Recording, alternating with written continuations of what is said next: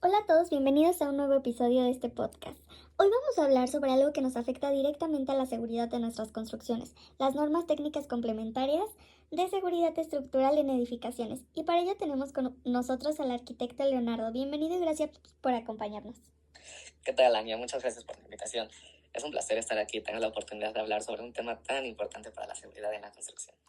Sí, sin duda es un tema clave. Vamos a empezar con algo que pues a veces puede parecer solo un trámite, pero creo que es esencial para la revisión del proyecto, los planos y las memorias de cálculo. La norma nos establece que debe de tener el nivel de detalle suficiente para que pueda ser revisados a fondo. ¿Qué nos puedes decir de la importancia de eso en la práctica? Sí, claro, es fundamental. Son las bases sobre las que se evalúa si una estructura cumplirá con los requisitos de seguridad. Es un buen diseño. En un buen diseño esto puede ser que sea comprendido y replicando sin ambigüedades. Porque he visto proyectos donde por falta de detalle en estos documentos se generaron malentendidos en la construcción. Mira, un ejemplo que te puedo dar es una obra reciente en un error de la interpretación de los refuerzos de concreto armado. Esto casi provocó un desfase en la estructura. Si los planos hubieran sido un poquito más claros desde el principio, habríamos evitado retrasos y estos costos adicionales. Exacto, la precisión de estos documentos no es opcional. Es lo que asegura que cualquier equipo de construcción pueda seguir el diseño tal y como fue previsto, y me imagino que en proyectos tan grandes eso cobra más relevancia. Hablando de los tipos de edificaciones, ¿cómo afectan las subdivisiones de estos grupos en las normas? Mira, estas subdivisiones definen diferentes niveles de exigencia en términos de diseño estructural. Por ejemplo, las edificaciones del grupo A, que incluyen viviendas y construcciones de hasta 4 niveles, tienen requisitos menos estrictos en comparación con las del grupo B1, que estos abarcan edificios más altos o con funciones más críticas como hospitales.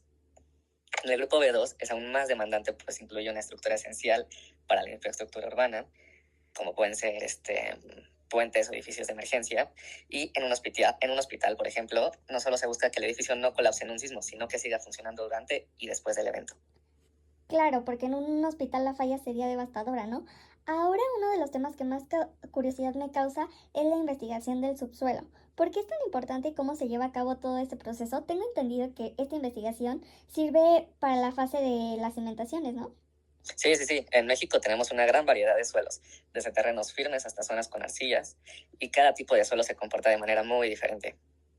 En el proceso incluyen estudios como sondeos, análisis de las colindancias y zonificación geotécnica.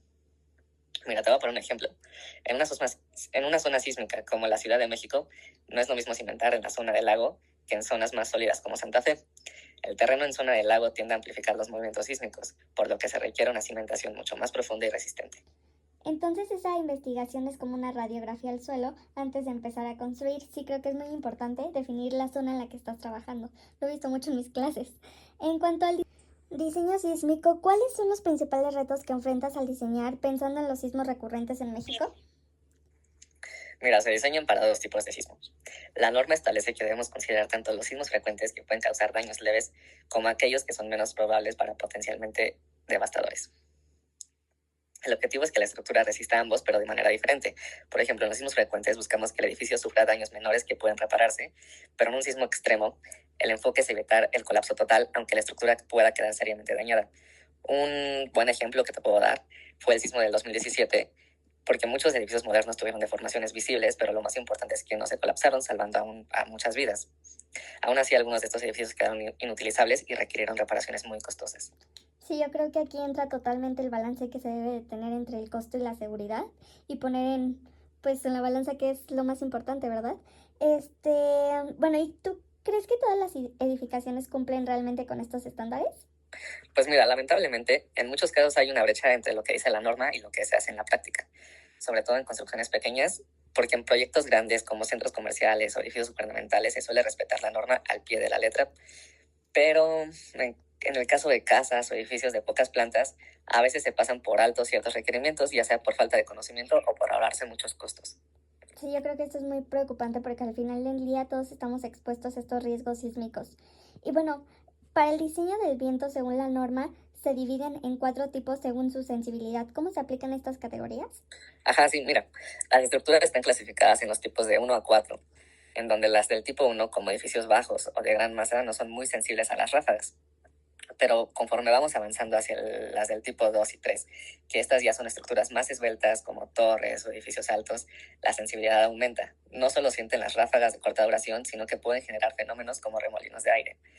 Y las del tipo 4 incluyen estructuras con grandes periodos de vibración, como algunos puentes, son extremadamente vulnerables al viento, y especialmente cuando éstas interactúan con su forma aerodinámica. Entonces el viento puede generar problemas igual de serio que los sismos. Creo que muchas veces no se le toma muy en cuenta. Finalmente quisiera hablar sobre los materiales. ¿Cómo influye el material en el diseño estructural? Por ejemplo, ¿cuáles son las ventajas de trabajar con el acero? Sí, mira, el acero es un material muy flexible y resistente. Esto lo convierte en una excelente opción para estructuras que deben soportar fuerzas dinámicas como los sismos y los vientos. Su capacidad de deformarse sin romperse permite que absorba mejor la energía de un evento sísmico. Pero esto, con esa flexibilidad, puede ser un desafío cuando hablamos de estructuras muy altas o esbeltas, porque puede generar oscilaciones más pronunciadas bajo esta acción del viento. Y es por esto que, aunque el acero es muy eficiente en términos de resistencia y ductilidad, su diseño debe ser extremadamente preciso para evitar problemas de vibración o fatiga a largo plazo. Wow, qué interesante. O sea, cada material tiene sus propios desafíos. Yo pensaría que el acero sería algo muy fácil de trabajar, pero no sabía que había tanto cálculo atrás de esto. Y para concluir, ¿crees que las normas técnicas complementarias necesitan alguna actualización o mejora? Pues mira, más que actualizaciones, lo que creo que hace falta es una mayor concientización y capacitación, porque las normas son bastante completas, pero muchas veces no se aplican de manera adecuada, especialmente en proyectos pequeños o en zonas rurales.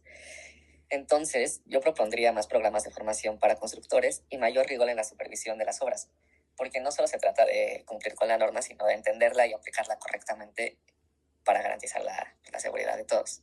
Sí, sin duda es un reto que todos los involucrados en la construcción tenemos que enfrentar. Bueno, muchísimas gracias por esta conversación. Creo que ha sido muy enriquecedor para todos y he aprendido la verdad mucho sobre la seguridad estructural. No, muchas gracias a ti, Ania, por invitarme. Gracias, nos vemos hasta pronto. Bye.